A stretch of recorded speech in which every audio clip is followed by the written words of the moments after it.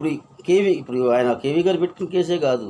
గతంలో ఉన్న కేసులు పక్కన పెడితే ప్రభుత్వం వచ్చాక చాలా కేసులు వస్తున్నాయి గానీ, వాటిని లాజికల్‌గా కన్క్లూజన్‌కి తీసుకెళ్ళట్లా. ఇప్పుడు విజయసాయిరెడ్డి గారు విచారణకెళ్లారు. నాకు తెలీదు, గుర్తులేదు చెప్పి వచ్చేస్తారు. కానీ ఇదే కేసులో చివరి దాకా పెద్దల దాకా పోయిద్ది కరెక్టే. పెద్దల దాకా పోయిద్ది. ఎందుకంటే జరిగింది వాస్తవంగా. గత 5 సంవత్సరాల్లో ఈ ఒక్క కేసు ఏంటండి, ఇంకా ఇప్పటికి 50 కేసుల దాకా వస్తున్నాయి. మనం వింటున్న రోజు ఒక కేసు, చిన్న చిన్న కేసులు కాకుండానే ప్రతి శాఖలో కూడా కేసులు ఉన్నమాట వాస్తవం.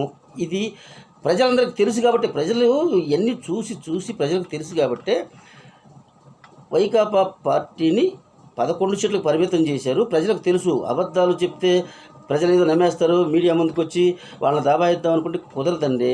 ఒక ప్రతిపక్ష పార్టీగా మాకు ఈ ప్రభుత్వం మీద ఏ తప్పు చేసినా విమర్శిస్తాం. గత ప్రభుత్వంలో ఉన్న విమర్శలు చేస్తాం.